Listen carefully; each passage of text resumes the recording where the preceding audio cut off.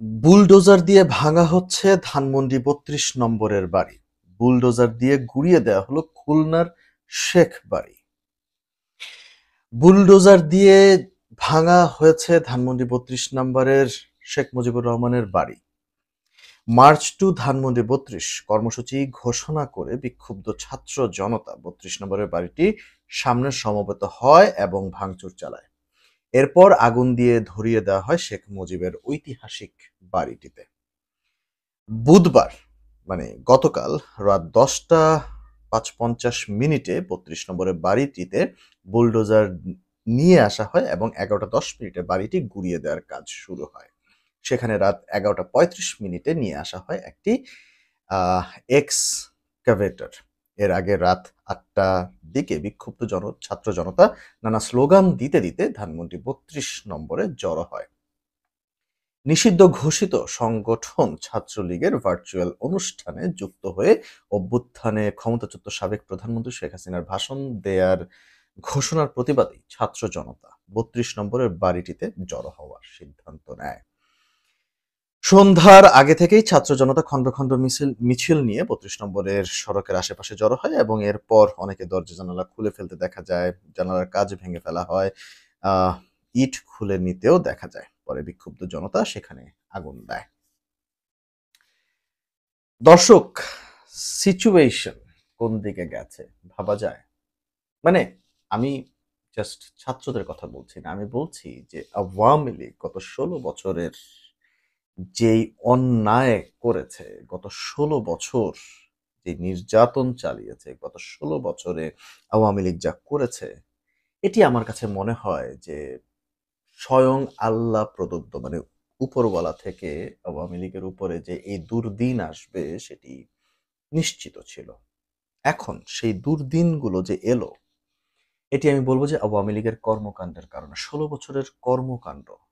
এই যে এখন আমি যে কথাটি বলতে পারছি, যে ফিল নিয়ে আমি কথাটি বলতে পারছি, এই ফিল যদি আওয়ামী লীগের একটা নেতা কর্মীর মধ্যেও থাকতো, একটা কর্মীর মধ্যেও থাকতো, তাহলেও মনে করেন যে অনেক কিছু হতে পারত।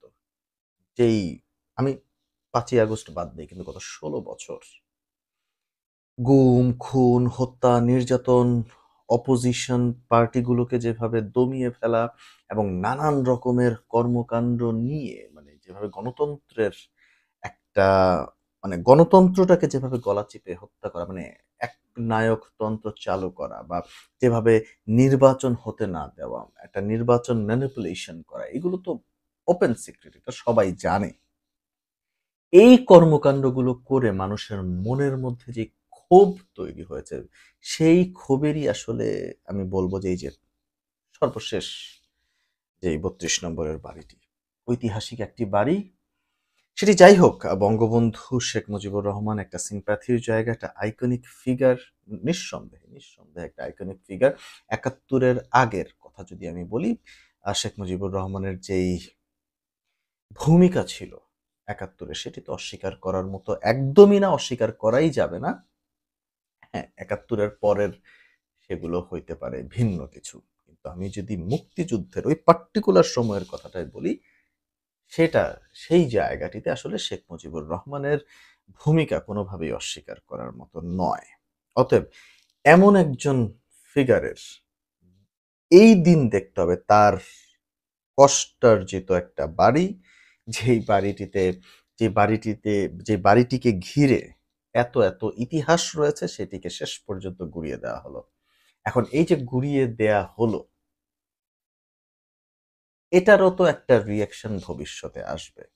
এখন সেই ভবিষ্যৎটা কখন হবে সেটা আমাদেরকে আসলে, আমরা তো বলতে পারছি না। তবে বর্তমানে যারা রয়েছেন তাদেরকে একটাই কথা বলবো যে কষ্ট আছে, দুঃখ আছে, সবই আছে, আমরা জানি।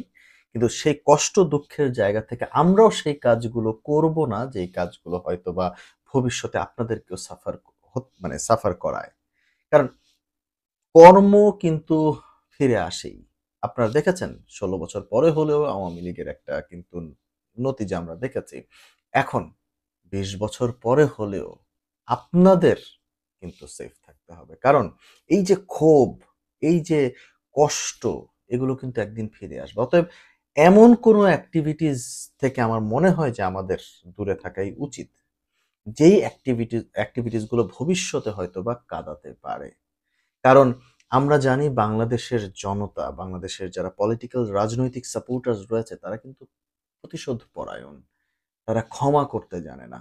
অতএব আমরা ক্ষমা করতে শিখি, শান্ত থাকতে শিখি এবং আমরা এই ভাঙাচোরা, হিংসা, অহংকার বাদ দিয়ে আমরা একটা সুস্থ, সমৃদ্ধশালী এক বাংলাদেশের দিকে এগিয়ে যাই। তো দর্শক আপনারা কি মনে করছেন সেটি অবশ্যই কমেন্টের মাধ্যমে জানিয়ে দিতে পারেন।